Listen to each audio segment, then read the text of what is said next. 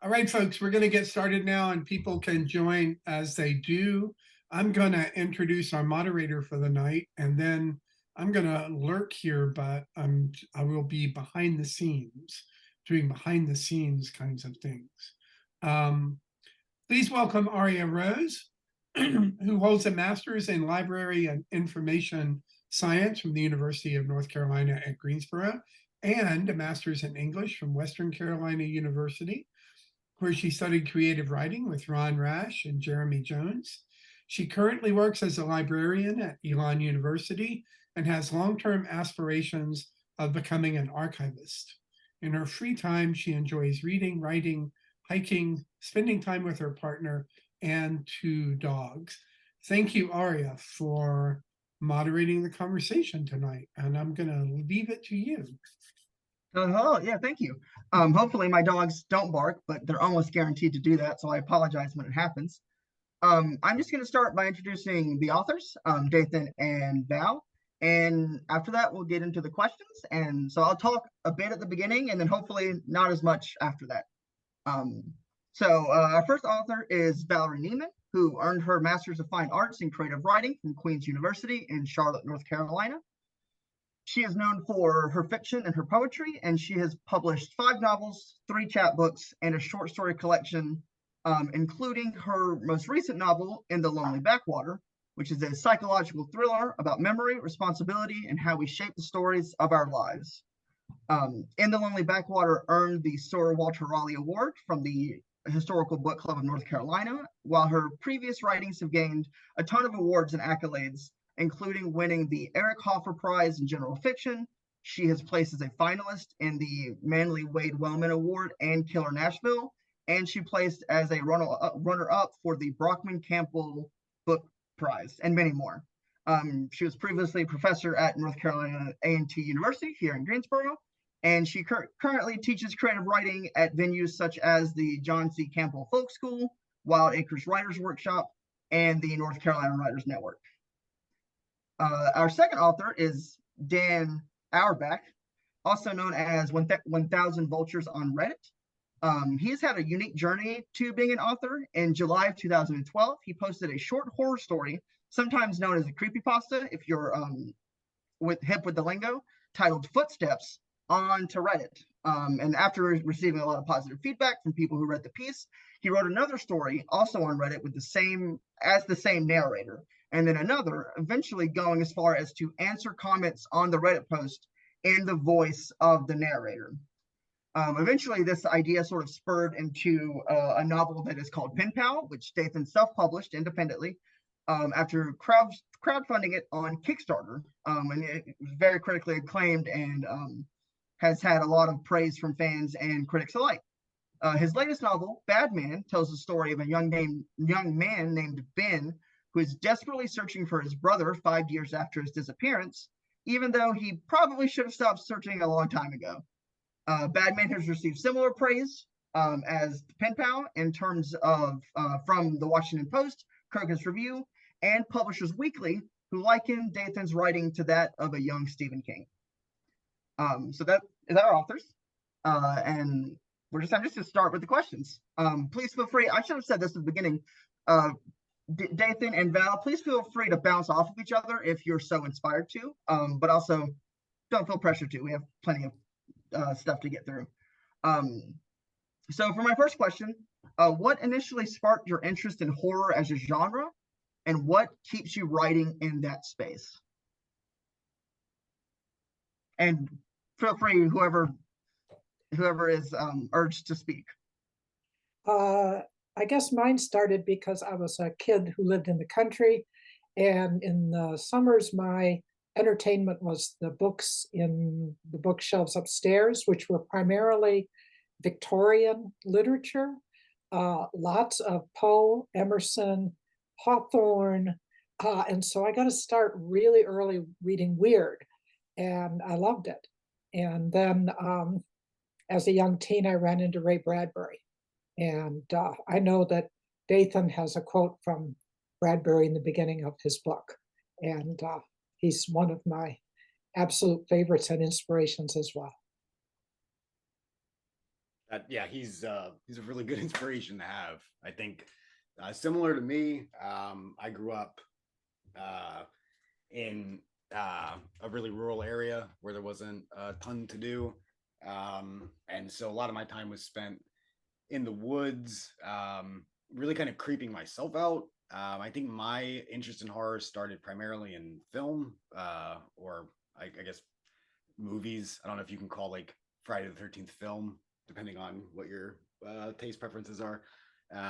So things like that. And I found that the kind of emotions that catalyzed in me, like the fear and the dread, was for me like kind of intoxicating and addictive as like a little kid. Like everything else, all other emotions seemed to kind of pale in comparison to like that kind of churning dread in, you know, my little boy heart. And so I started watching a lot of horror films, and then later discovered authors like Bradbury or Richard Matheson, who like really grabbed a hold of me, and it was just kind of off to the races from there.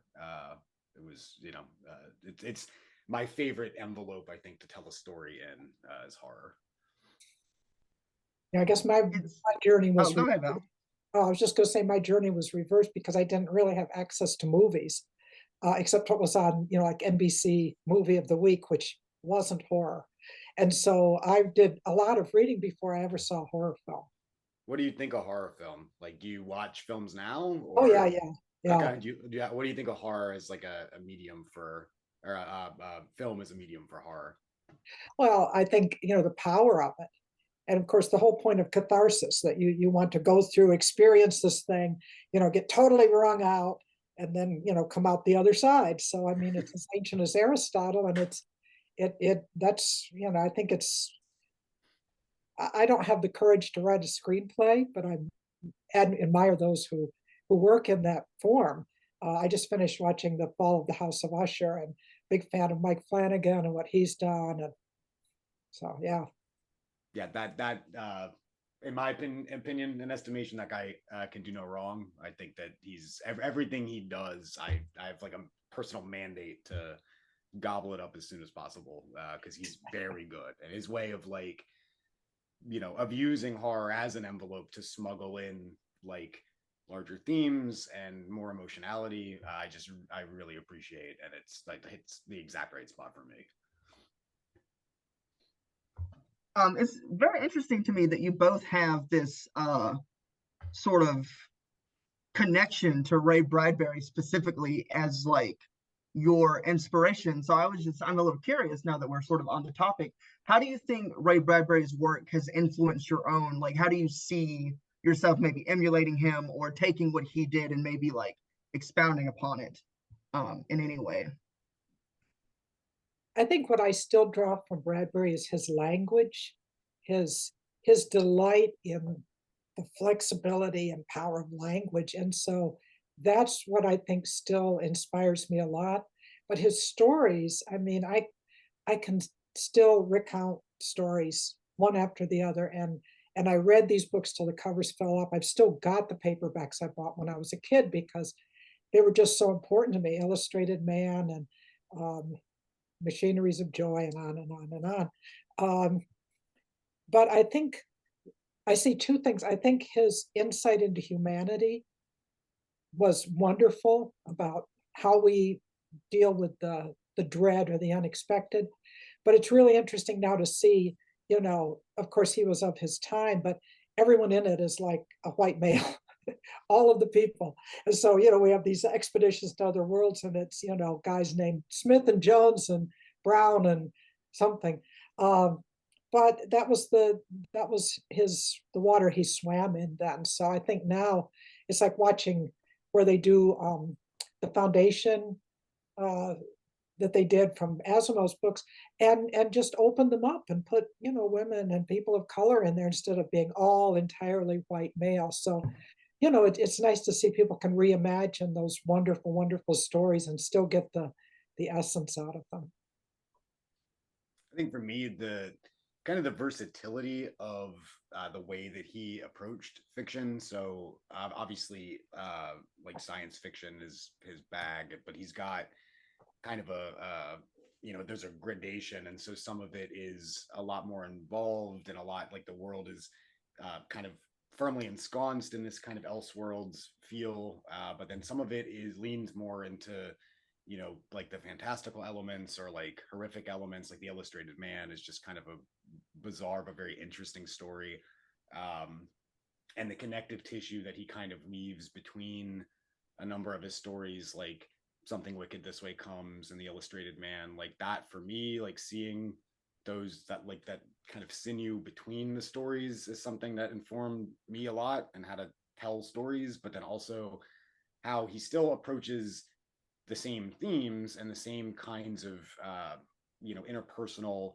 like character driven topics, but still wrapping them in slightly different, you know, envelopes that that to me was really instructive. And like, okay, there's a variety of ways obviously to tell a story, and it just depends on like the packaging that you want to put in it, and you can say what you were wanting to say about humanity or about your life or your hopes or fears or whatever, but you can wrap it in whatever you want. And so for me, that was like hugely effective. Do you think his use of children in his books, do you think that affects you? I mean, certainly Eric and Ben, and yeah. No, I'd say for sure. I mean, I think in Pen Pal, the first thing I wrote, which is all from a child's perspective, I know that reading, I keep coming back to Something Wicked because that's one of my favorite things that he's done. But like seeing this town and this carnival and this kind of procession of events from the perspective of these kids, and knowing that there's something that's looming larger in the background and around them that like they can't, you know, they can't possibly be expected to comprehend, to me is always really interesting. And I think that's a feature of all, well, most fiction and all horror, that there's more going on than any character is aware of. But that was, I know that Bradbury was the first one to kind of introduce me to that notion, and just the kind of fun you could have with in a story with someone who's not yet acquainted enough with the world to really fully be able to expect to comprehend it. Excellent. Thank you both for that. Going back to something that Val said earlier as sort of a jumping off point, you talked about this like feeling of catharsis that you experienced when you were reading horror as a kid. And I think part of that catharsis is sort of cultivated by the author in terms of the way that they precisely control the tension and the fear that their audience feels. You know, they sort of, in a way, control that catharsis because they control the highs and the lows that the audience feel. In your personal writings, how do you plant the seeds of this emotional control that makes it sound like you're like manipulating them or gaslighting them, sorry, while you're initially drafting? And once you've, you know, planted those seeds and finished a draft, how do you further cultivate those feelings through as you revise?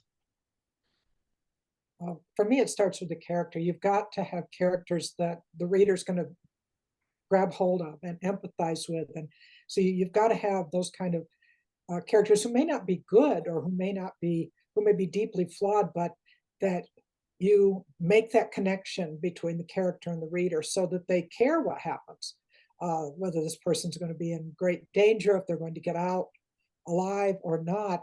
And I think once I've got that, once the voice is going in my head of the characters, and I feel like I'm, you know, they're living through me or I'm living through them or something, then the rest of it kind of falls into place. I mean, you know, there's going to be, you know, the movements of the plot. There's going to be, you know, hazard and escape, or, you know, but you first got to be fixated in that character, or all the rest of it doesn't matter. I like to think of the worst thing that could possibly happen, and then pare down a little bit from there to keep it like within the bounds of reality, and then try to inject who I perceive to be as fully formed, you know, characters or people that I'm capable of creating into those situations. So in Pen Pal was kind of approached very plot driven. Like, so the mechanics of pen pal and like the hooks and gimmicks of like each chapter was all really in service of like, because I was posting those weekly, so that was in service of trying to keep an audience, of trying to keep people's attention, because this is being posted on a forum where I know that I can't expect anyone to remember who I am from week to week. And so I have to have each chapter have a hook and keep attention, but keep them wanting more, which was an entirely different experience from writing Badman, which I wrote from start to finish and didn't show anyone until it was done. And that was interesting for me, because I found that, yeah, starting with, while pen pal may be primarily plot driven, Badman, at least I think, and I tried, is primarily character driven. And I think that that's it's a much different experience, but it's also a lot more rewarding, as Valerie said, like when your characters start kind of informing you on what they ought to do and what makes sense for them to do. I'm in the middle of reading In the Lonely Backwater right now, and like that's, I feel that as I'm moving through the chapters, like the decisions and the perspectives that the characters take, or the decisions that they make, it all feels really organic and kind of built into the personalities that you've kind of etched into the story. And so I'm really enjoying that. It's interesting. You're working out here on the frontiers with, posting weekly and doing it through blogs and crowdsourcing and everything like that, which is really alien to me, because I none of that existed when I started writing. But it's really kind of going back to Dickens. It's going back to the serial, and that you have to hold people enough that next week they're going to get that newspaper and want to read that next installment of the life of Little Nell or whoever, that they're so engaged that they're going to come back for it. Yeah, and that's, I think there's a kind of engine behind that makes for really interesting stories. Or I know this is the case for a lot of I think still contemporaneously, but a lot of like comic authors and artists throughout history, they're working on a deadline and trying to keep their readers. H.P. Lovecraft, like, kind of notoriously was just trying to get his stuff anywhere he could.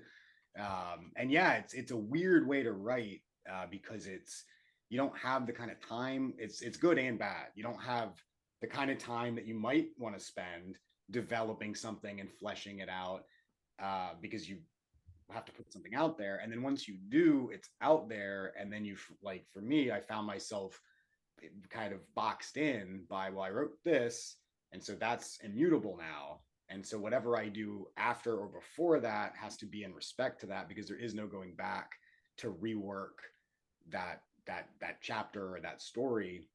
Even when I was transitioning from those posts into a book, I wanted to keep everything as it was. So yeah, it's a weird and interesting and challenging way to write. But I think those kind of challenges are good in some way. Is good for me. Writing pen pal was easier than writing Badman. I think of this might not be true, but I remember reading that Ray Bradbury, actually, I think it was Fahrenheit 451, that he like wrote at least a good part of that on in a typewriter room, where you had to pay for per day or per hour or whatever. This might be apocryphal and it might not be true, but that's always kind of in the back of my mind, these kind of non-narrative, non-literary contexts and motivations that push authors in different directions, and the forces and pressures that are exerted on people who are trying to be creative and generate stuff. When I'm writing, I kind of start from that voice, and I'm going through and I'm drafting, and I get to the end, and then I sort of realize what I really wanted to say, and then go back and adjust and fix and put stuff in and go through that again, and then realize, oh, it's not quite there. And so there's a lot of back and forth before the book ever gets done. And so it's very different for me to think of just writing it straight through, and you've got to live up to that. You can't, it's already there. Yeah, I mean, luckily with pen pal, that story's told out of sequence. So like chronologically. The chronology of it's all scrambled up, which was good and bad, and it came with its own challenges. But yeah, having a part of it be indelible certainly kind of boxes me in, because I know what you mean. Like, what if you are, even if you're intending on writing something from start to finish, you'll find yourself, yeah, in a position where you get later in the book and you want, okay, I think this ought to happen, but if this is going to happen, then this has to happen before, and then you have to stitch it together and like have it feel like it was always kind of in there, and it can become really difficult to weave those threads. So they're both like interesting and very different kinds of challenges, just to get something coherent and compelling and cohesive, on the page. This is sort of getting into a question that I was planning on asking, so I'm just going to go ahead and like jump ahead and ask it. I think that there are clear like differences and also similarities in the way that you both started as writers, with Val taking the more traditional approach and getting an MFA, and Dathan's route, you seem to be more on like working from a grassroots level in terms of like audience. But there are just as many similarities in terms of like Val's initial publications were short stories and poetry, where like each word really matters in a way that it doesn't really matter as much in a novel, because you have so much more real estate in that format. And Dathan, obviously you were publishing on Reddit, where attention spans are seconds long. And every word counts in a similar way to the way that it does in a poetry and short stories. And with those like similarities and differences in mind, how do you think each of your backgrounds as writers affects your process and like the way you write? Well, for me, yeah, I think it might be on the first post that I ever made on that account, the first Pen Pal post. I think the very first thing I say on that post is I apologize for the length. Like, I think immediately I'm taking my lashings for having a post that like you have to scroll the page to actually see, because I was very conscious of the other things that were being posted on the site at the time. A lot of them were more easily or more quickly digestible. They were just shorter format short stories, and I wrote this, what I felt at the time to be this kind of rambling, just felt way too long. And so having to approach it like that, from the perspective of keeping my readers' interests and keeping them coming back, or acquiring readers to begin with, that I think definitely informed how I approached the entire like post history for Pen Pal, which then affected what the book became, because I didn't want to deviate too much from that. And then that absolutely had an effect on me when I sat down to write Badman, which I knew wasn't going to be posted to anywhere, that I was going to just release it either myself, or I wound up getting a publisher, but I knew that it was always just going to be a book. And that was a kind of a wildly different experience, because as you say, like, there's a lot more real estate, there's a different kind of economy of time. I can take my time, but then the danger is that I wind up taking too much time, and I don't want to have, I have like half of the length of Badman in like a trash file, just like these paragraphs of prose that I just wound up not liking. It was too much. I know for some people, Badman is overlong. They think it's takes up a little too much time, and that finding that balance for myself when I'm trying to tell a story can be difficult, when you just have all the freedom in the world, and you can take as long or as short a time as you want, as many pages or as few. Knowing the right amount to tell a story can be a very difficult task. I think for me, one thing is I didn't start out with an MFA. I'm a blue collar kid. I went to college and got a BS in journalism and went to work at a newspaper. And that, I think, really colored what I did, because I'm a poet as well. And for me, journalism and poetry are allied. because you really have to make the words count. You can't put a lot of fluff in there for a news story because it's going to get caught. And for poem, of course, you can't either. And so I started out from that. And I think my books tend to be really tight as a result, because I'm always pairing and pairing and pairing. And I use a lot of what I learned through 25 years covering the police beat and stuff like that. That all goes into the books. I didn't get my MFA until late in life, when I realized that a newspaper career was not going to last me all the way to Social Security. And it was time to get out. And so I went and got my MFA, and then things worked out really well, and I ended up teaching, but I didn't know that was going to happen. It was sort of like an escape ramp that might happen, and it did. Um, I don't think of In the Lonely Backwater as a horror book, although I guess it's got horror. There's horrible elements in it. But for me, my book that was horror is To the Bones, which is this one, and which is set in West Virginia and uses a lot of those tropes of Appalachia and the stereotypes of Appalachia and of horror that's tied with, oh, don't get off at the wrong exit, that kind of stuff. So yeah, I think coming at it as a journalist really changed how I looked at things compared to if I had started out as someone who got an MFA and was always on a literary track. Do you find that so this inclination or this awareness of like the economy of language and being more to the point, as you say, and keeping things tight, is this a natural instinct in you at this point, or do you find yourself do you ever find yourself sitting there writing and it's getting away from you, and you realize like, no, okay, I need to whittle this down, it's getting a little too flowery? Does that happen to you, or is it pretty instinctive? I think it happened early on, before, when I was like writing in high school and early college. Once I got beaten into shape as a journalist, and you do, I think I was so aware of length and so aware of extra words that it just, it really doesn't happen, because I've got like this little editor sitting here, and if I start getting wordy or something, that little editor is like, cut it out, cut it out. You don't need that. That's excess. You don't need that. So I'm pruning as I go, which is also a skill, which they say, don't edit as you go, just get it down.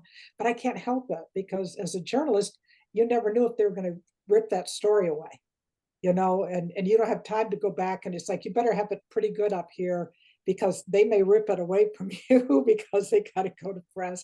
And you learn that. So you learn to kind of edit as you go, edit as you go. And it makes me a slow writer generally, but when it's done, it's kind of, it's pretty clean. Was it like an easy transition for you out of journalism and writing things that are instantiated in the world to writing fiction, or was that weird? Or I have no experience. I've experience in like academic writing, but not in anything related to reporting or journalism. So did it feel natural, or? Um, well, I think it gave me experiences that I would have never had, Fair. and I used those, and that was wonderful. Um, Journalism taught me you can write even when you don't feel like it. That you can get it down. And I think those were great gifts, and I really appreciate those. And so, I always had that inclination to the weird from my early childhood. So I think it just was like taking a lot of times very realistic things like acid mine drainage in West Virginia, and then just going and just doing a twist and turning it over into the speculative or the supernatural. So it I don't know, I guess it felt pretty natural to me. I don't know. You said you did academic writing. Was it a hard thing for you then to go into imaginative writing? Well, no, because when I was writing my master's thesis, my advisor, on our very first meeting after I had written something to show him, like the very first and really only thing he said to me was that I needed to stop writing like a mystery novelist, because I had buried my thesis. I had like saved the whole point of my thesis as like this big reveal in the text, which is not what you need to do in an academic work. Like, you need to lay that out pretty, like, that should be clear from the title, it should be clear from the abstract. but I had managed to sneak it into like somewhere in the midpoint as this like, you know, as this grand reveal. And he's like, yeah, hey, don't do that. So I think I was always inclined toward writing you know, more kind of serpentine tales, even when I shouldn't have been. That's why nobody reads academic writing. There we go. Maybe if they wrote a more like mystery novelist, then they'd Yeah. have a greater presence on the shelf. I'm going to go back to something that Val mentioned earlier in terms of In the Bones happening in West Virginia and Appalachia, and ask sort of a question about place. In that, so there's a long tradition of Southern writers engaging in horror, from Flannery O'Connor to Toni Morrison to more contemporary writers like Karen Russell and Swamplandia. And many of your novels take place in the South or the South-ish, because West Virginia is sort of, I know it's South asterisks. So I'm just wondering, like, what about the South do you think allows horror to fester in the way that it seems to? I think I come out of Appalachia. I was born in northern Appalachia and then was in West Virginia for a long time. And there's such a tradition there of, you know, the folk tales and the murder ballads and all of that. That's always just sort of out there. And people have done a lot with that. The Manly Wade Wellman Award was noted. And if you've never read Manly Wade Wellman, he was way back, but he was doing Silver John the Minstrel with the supernatural fights against the devil. It's very much in that tradition of the Jack tales and the devil tales, how you outwit the devil and stuff like that. So I think there's this huge substrate of folklore, much of it coming out of the Scots and Irish immigrations, but also German, African American, all sorts of things kind of coming together in that stew in Appalachia. So that's one thing. The other thing is the mountains can be just scary. You know, you're out there in very wild areas. You know, the mountains are, you know, full of mists and caves and deep forests and animals and hidden people. And so there's just a wonderful richness. And then you get into the wider South, and yeah, you've got, you know, Flannery O'Connor and the whole Christ haunted South, Southern Gothic, all of that, where, you know, the layers of history that, you know, impinge on the present, you know, the old churchyards, the old plantation houses, and these things that are like, this was a kind of life that's gone, but is it gone? And how is it affecting today? So I don't know. I think we're in a great place for such kind of literature.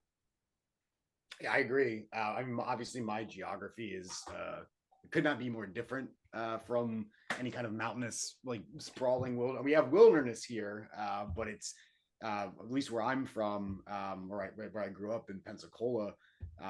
There's wilderness. A lot of the woodlands are, you know, owned by paper mills and other kinds of, you know, like forestry companies. And so, but it is still, I think the motivation is still the same. It's still drawing really heavily from the atmosphere, and the atmosphere of the at least the Panhandle, and like this very kind of like southeastern spot. It's flat, and there's a kind of I mean, I guess I can say it because I live here, and if I offend anybody, oh well. There's a kind of desolation here. It's so sprawling. It's so like any city in this area of the South, you can see like the ambition and the intent behind any town or any city, and then you can see how well it has or has not matched up to that ambition, how well the people and the population were able to sustain or not those places. And so what you wind up with are these kind of strange boneyards of old businesses and old gutted dilapidated strip malls and endless stretches that connect these little pockets of towns. And it's kind of, I mean, I've lived here forever, and so it's natural to me, but it's kind of haunting in a weird way. It's kind of unsettling because you can see like in these structures and in these places, like what people had hoped would be the case, in stark contrast to what actually is the case. And so for me, it's a very natural spot to set any kind of story, because that's, you know, the dashing of the hopes of people is, I think, a lot of what horror is. And so setting it in a place that itself seems to thwart those hopes feels very comfortable for me. I like that idea of desolation because it's open. Mm-hmm. It immediately made me think of I was in some kind of pine plantation in North Carolina, in the part that's flat over toward the coast. And there was this road that just went off into the pine trees. And, you know, there was just something eerie about that road that just went off into and you think, you know, what's at the end of that road? And do I dare to go down that road? Why would I go down that road? But that kind of openness, which for me is particularly unsettling, because I was used to always being in some kind of mountains or hills. And so things are hidden, but you also feel sort of embraced too, compared to Yeah. everything being all laid out there like that. So I think that's a really cool idea. It's like finding a half-written note that's just like on the ground. It's like, what happened to this person that was writing this note? Like, you see a road that leads into nowhere, or like a weird building that's not really suited to work for anybody. It's like that kind of stuff. I've always found to be interesting and a little sad, but pretty compelling. There's a building on a road I use around here, and it creeps me out in that kind of way. It's like a little cinder block building, and it's got a sign on it that just says hamburger. I mean, it's big and it's not old. It's not like this used to be a hamburger stand, and a number. So I guess somebody's selling hamburger, but then you think, wow, okay, what kind of the possibilities that are, you know, in this? And then I started thinking, yeah, I know you've seen it, Motel Hell. Mm-hmm. Yeah, you know, Yeah. all of that kind of popped up, and started thinking all these other things about, you know, why isn't this sign for hamburger just out here in the middle of nowhere? I mean, you would hope if someone was going to start a hamburger business that they would have more than just like the idea of having a hamburger sign on on the side of a building that they planted wherever they could afford the property. And like, yeah, it's of course it's innocuous. It was just like a bad business idea, and that's what, like, basically everything I'm talking about is the result of a bad business plan, or just like it just didn't work out.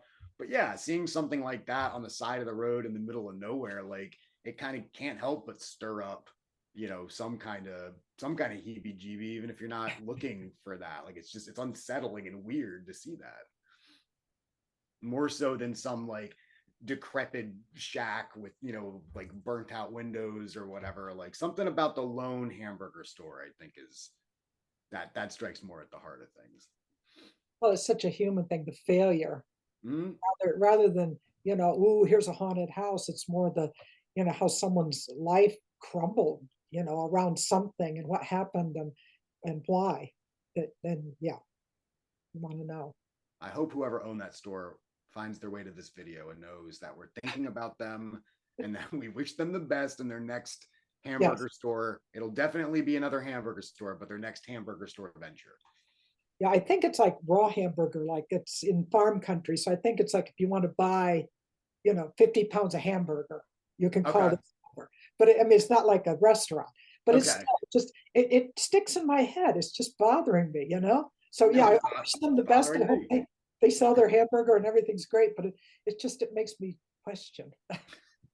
Well, now I know what not to do with any money I happen to have. I have an idea of what not to spend it on.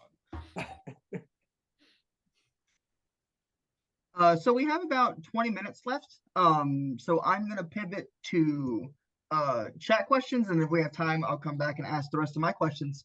But before I do that, I was just wondering, what have you guys been reading lately? And more importantly, what have you been writing lately? Good questions. I haven't been reading. I'm reading Dathan's book, but I am so swamped. I've got 2 books, I've got a blurb, so I'm moving between the 3 books. So none of them are complete, and I'm feeling a little like this because I've got to get these blurbs written. So I'm reading those 2 books, one of which is a historical, and the other which is kind of a Southern black humor kind of thing with missing bodies and stuff. So it's kind of horror. Um, so that's what I'm reading. What I'm writing is awaiting edits. I have a book coming out in 2025, which is an entirely different genre for me. I've done everything else. And so it's a historical novel set in 1000 AD about the historical Macbeths. And Nice. so I'm waiting for the edits on tenterhooks because I really don't know what's going to come back. It's, you know, and I'm a little nervous. And actually there's a second book to write and I have not just barely started that. So yeah, I'm kind of thinking about that and it's kind of churning around in my head, you know, what am I going to need to do with the first book? And now I'd like to get started on the second, but so I'm in a kind of a puddle right now. I'm reading Val's latest book, like 70% of the way through. Very much enjoying that. I think and then my I think what I'm gonna read To the Bones. If not after that, then that'll be the book after that. I tend to have like a queue. The book I read before your book was I think it was actually I think it was called Firestorm, and it was a Planet of the Apes movie tie-in book. I had just watched the new trilogy of Planet of the Apes movies, which I don't know if anyone here has seen those. I love those movies, and there's a book. I think there's a bunch of books in like novelizations from those movies, but one of them is about one of the apes named Koba, the bonobo who's like scarred up, and anyway. I read that book because I wanted to know more about that ape. And before that, I think I read The Fisherman by John Langdon, which is like a cosmic horror book about a fisherman, which was really good, really enjoyable. And then writing, I don't have as many balls in the air, which thank God, because I can barely keep one up. I've got one novel that I'm working on.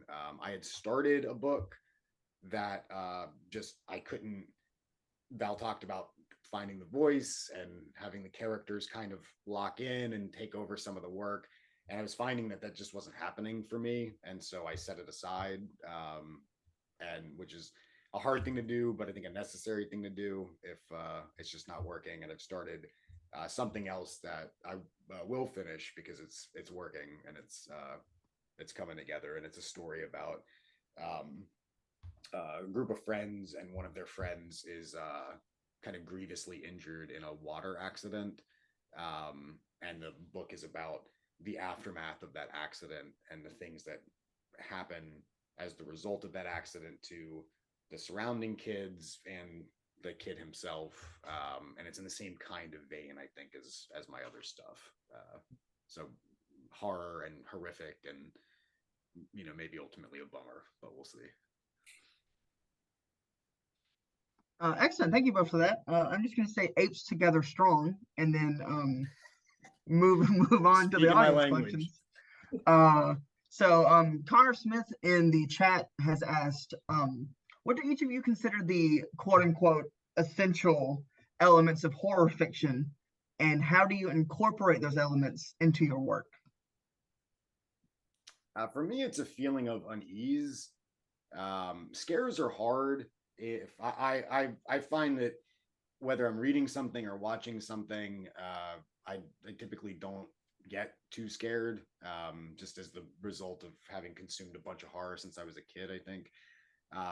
And so for me, though, the feeling of unease, the feeling of dread, the feeling that even if things are kind of skating along fine in any given scene, that kind of atmosphere of oppression and that looming sense that something's going to go wrong, to me is something that underpins any kind of horror that I enjoy. It's more than, for me, it's got to be more than gore. It's got to be more than, than whatever kind of like specter or ghoul or monster or, dude, killer. The atmosphere has to be right. And so trying to instill a sense that there's something wrong all the time, even when things are seemingly going okay, to me is something that I think is foundational in all horror. I think the idea that things are not as they seem. And so, as you say, things are moving along, but people, events that, I think we have a tendency to want to normalize things. So, when that book falls off the rack, we just think, oh, well, there was a little tremor, or, if the kid turns around and the eyeballs are gone, you say, oh, I didn't really see that. We want to not see these things. So it's kind of ripping the cover off of reality to see what's underneath. And also the same with people, we have this, who is this person or this creature? Are they what we think they are? Or are they something else entirely? So diving into reality in some way and turning it over. I think the whole idea of Stranger Things with the upside down, that you've got, like this alternative world that you can fall into, and nothing is as it seems, and yet it's connected in some way with reality. And we talked about catharsis and the need to, for people to, like with fairy tales, that, you think this is horrible and terrible things are happening, but at the end, hopefully, the good person comes through and all is restored all right in the world, at least in some fairy tales. Not Hans Christian Andersen. Horrible things happen, and and there's no remedy. The little girl dies in the snow and the tin soldier melts down. It's sort of like he doesn't give you that like the other ones where there's some sort of happy ending. There's no happy ending there. But that's why children love fairy tales. That's why we want to be able to go somewhere that's terrifying and then come out the other side. And I think doing what you can or what makes sense to upend and kind of subvert the nature of hope in a story, which I think is connected to what you're talking about in terms of things working out in the end. But having, for me, like horror there's a lot of different ways that something can be horrifying, and having, presenting a character and having them, have understanding, what their wants are, what their desires are, what their goals are in any given context, and finding a way to frustrate that, and to this is a way of kind of destabilizing like the world in the book or the world for the character.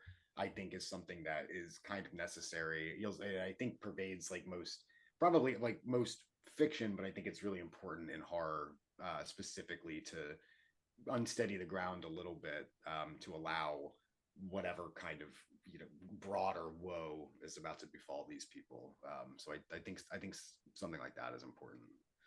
And not understanding where this is coming from, compared to something like terror. Oh, there's a bad man who's holding people hostage, that we can comprehend. But in horror, so oftentimes it's something beyond us, supernatural, preternatural, cosmic, and we can't get our hands around it. We can't figure this out. We can't make it fit into our worldview.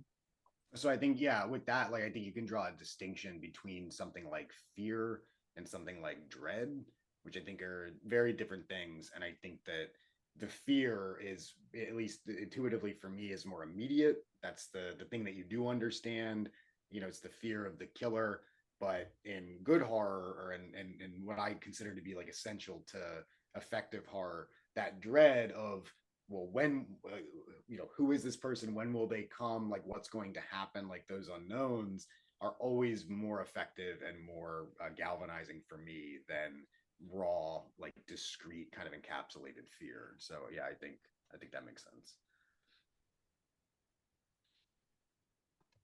Excellent. Thank you both. Tracy Claywell, did I write that right? Yes, I did. Tracy Claywell asked, and this is kind of an interesting question. What feedback do you look for from your beta readers? And have you ever used a quote unquote twist in your ending? And how did you know that it quote unquote worked? Kind of a two-parter here. I look for thumbs up. I look for everything is great. Don't change a word. Good job, and keep it up. And then when I don't get that, I look at their actual notes, and I look for, apart from glaring inconsistencies that will pop up, anytime I'm writing anything. I look for people to keep me in check with my pacing and with the way that if I'm hitting the beats, if I'm trying to imply something. I do a lot of this in Badman, and it was just like interesting for me to like play with and trying to imply things that I don't directly state about the psychology of the character, about like the physicality of the characters. And so having readers, in the beginnings, like tell me whether I'm accomplishing that, either by acknowledging it or not. If they don't, then maybe I missed the mark. And if they do, then maybe I hit it too hard, and using that to try to find, my center is really important. What was the second part of the question? Have you ever used a twist, quote unquote, in your ending, and how did you know that it worked? Oh, yes. Yeah. So any kind of twist or any kind of like subversion is always super risky. When I was doing Pen Pal, I had the last chapter, what I decided was going to be the last chapter. I had a couple different versions of the way that I thought that could go. And one of them was going to leave it open in case I wanted to post more things or, branch out into other kind of similar stories. Because that was a weird kind of experience, because I'm posting this like in character and I'm answering in the comments in character. And so if I want to keep writing in this account, then maybe I need to I can't have another story about some other weird thing that also happened to me separate from this thing. Bad thing is only so many bad, crazy things can happen to like one dude. So I had these different ideas of how I could go about ending the story in a kind of twisty manner. But any kind of subversion that I do, I have to make sure that I'm not just doing the opposite of what people expect. That's a mistake, and that will get you in a lot of trouble. And so I really never know. If it feels good to me, if I feel like I've managed to do something that was kind of out of step with the way it seemed like it might go, but I don't feel like I've done something that I haven't earned, or I've done something that is going to frustrate people, then I feel okay. But it's always a risk. And I didn't know in Pen Pal, I had no idea when I was posting it, and I was worried people were going to hate it. And then in Badman, whatever kind of subversions exist in that, and there were many different versions of that. I tried to keep it as constrained and as grounded as possible, but I never know. Yeah, I have beta readers. I have some friends who will read my stuff and be honest with me and say, this stinks. I guess the book that was the hardest for me, and the one that ended up having sort of not just a twist, but kind of a double twist at the end, was In the Lonely Backwater. And I didn't plan it out that way. I just wasn't sure how to end it. I started with her voice when she starts talking about herself and Charisse and everything right from the get-go. And so, I let the story kind of unfold with these characters, and it came together and it came together, and the ending wasn't satisfying. And so I kept picking away at it, and I tried different things and I tried different things. And finally, one of my beta readers said, kind of basically challenged me, said, "You're dancing around it, you got to do it." Like, oh, and I said, okay. And so, yeah, I went full tilt in the end and did have the twist, which I hadn't planned out. It's not like I had this great vision of, I don't know how to write a mystery. People said it's a mystery. I don't know, because I've never written gone into it thinking I'm writing a mystery. But it has mystery elements. And so, yeah, I finally got the ending right, but it took a lot of rewrites and a lot of rewrites. And then I had the last line, and that last line actually became the first line of the book. So the last line of the book written became the first line of the book. So I thought that was kind of interesting. because at that point I could actually see what I'd been trying to say the whole time. That's very cool. I've had beta readers and my editor tell me to just straight up remove stuff, remove whole characters that I thought were interesting and that I thought I liked their presence in the book. And I've been told, like, yeah, it's just, it's good dialogue, man. Like, I see you're having a good time, but this, like, you notice that if you were to remove this, it wouldn't affect anything. And it's like, okay, that I don't like that you're right, but you are. So yeah, that kind of honesty is critical, because once it's out, and then you got the whole world telling you what a beta reader might tell you, and that's probably not what you want.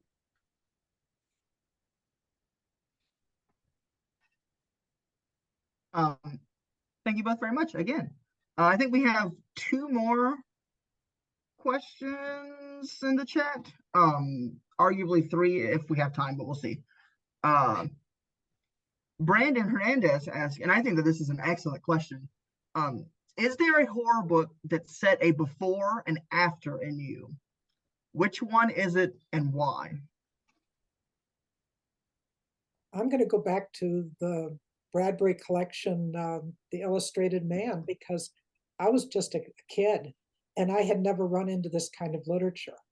And that and 2 or 3 other very specifically science fiction books just really turned my head around and made me realize, oh, I mean, you can do this kind of stuff. And I hadn't really thought of that. I mean, like I said, I read Poe and stuff, but that all seemed quite antique. And here's somebody doing this, contemporary. And so I still love that book, and I pull it out every now and again and read it over. I think it's a good answer, and it's a very good question. I think for me, it's probably I Am Legend by Richard Matheson. I think that the humanity that's in that book and the themes that he plays on, I mean, there's themes in a lot of literature, of course, but the way the way that he depicts humanity and its kind of last throes, this last man on earth, in the wake of this cataclysmic event, and all the little subversions that he does throughout that book, and that keep somehow managing to escalate, like, all the way up until the end of the book, which is one of my favorite endings of any book ever, like in terms of content, like what actually happens, but then also in terms of just phrasing, like the way, like the actual words of how he closes that book, which is just really poetic and just really nicely done. It kind of reframed what I understood could be done in horror literature. I'd read, like, Clive Barker, and I've read a lot of, like, kind of gruesome type of horror before, and then after Matheson, I kind of saw, and that opened me up to a lot of his other stuff, that once again just kind of reframed my understanding of what literature could be, especially in the sense of horror. And he's so crucial in horror fiction and film, and people kind of, do they remember him now? I certainly hope they do. Which version of I Am Legend, cinematic version, do you like best? Oh, in terms of I guess, I mean, I've got a soft spot for the Omega Man. I think with Charlton Heston, it's kind of campy, so I like that. The Will Smith version with the director's cut ending, I thought was actually, like, very good. But I honestly can get down on any of them because I think it's such a fun story. But I like that the director's cut of the Will Smith movie actually tries to capture what Matheson was going for with his book in a modern, like an updated setting. And I love Vincent Price's, one man show. Yeah. I mean, it's just fantastic. You can't lose. Yeah. Excellent. Well, thank you both very much. That puts us right at 8:05. So I think we're gonna close it there. Do either of you have any, like, last comments you want to make, or last thoughts that you think may be interesting? I saw one little follow-up here where Tracy said, isn't horror pretty much mystery? And I guess for me, at least classic mystery is that there's a restoration of the normality at the end. The killer is found, the mystery has been solved, we know how it was done, and so the world can return to normal. But I think horror does not necessarily do that. It may not, as Tracy said, what happened to the baby in Rosemary's Baby, we don't know. So it's not like we end up with, a classic mystery might be that we see the baby in the baby carriage and everything's wonderful or whatever. But horror, I think, is much more open-ended, and it leaves us with that unease and dread that you mentioned. I think I have a worse answer. I think that's the best answer. I think that the feelings that horror are meant to engender in you, insofar as we're paying attention to the intent of a genre, I think horror has like slightly different aims. You can have a mystery story that doesn't make you feel uncomfortable, it can just make you feel inquisitive. So I think that the underlying kind of emotional current of horror is distinct from mystery, but I think that the kind of narrative goals, I think, is a more satisfying answer. So I like that from Val. Excellent. Well, thank you both so much for coming out and joining us for this talk. For everybody in the audience, please make sure to buy Dathan and Valerie's books, in particular Bad Man, which is Dathan's most recent novel, and Val's most recent novel in the, I'm totally blanking in the most embarrassing way right now. In the lonely backwater. In the lonely backwater, thank you. It was the word lonely that was tripping me up. So please feel free to check those out and look forward to Val's new book. And you said 2025? Yeah, March of 2025. I don't have a title yet. We're still debating that. But and Dathan's new book to be determined. Yeah, we'll say 3025. I think shoot for that.